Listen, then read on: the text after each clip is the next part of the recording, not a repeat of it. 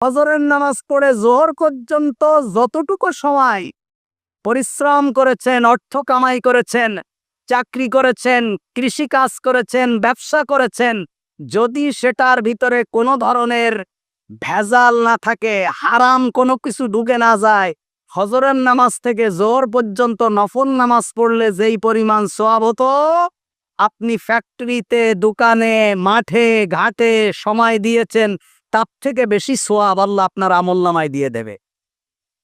আল কাসিব হাবিবুল্লাহ, যে ব্যক্তি অষ্ট উপার্জন করে খায় সে আল্লাহর বন্ধু।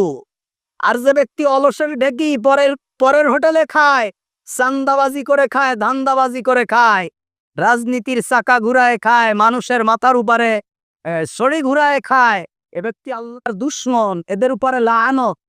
এদের ইহকালীন জীবন এবং পরকালীন জীবন, কোনো জীবনই এদের ভালো না। আপনারা মনে করেন অনেক ভালো।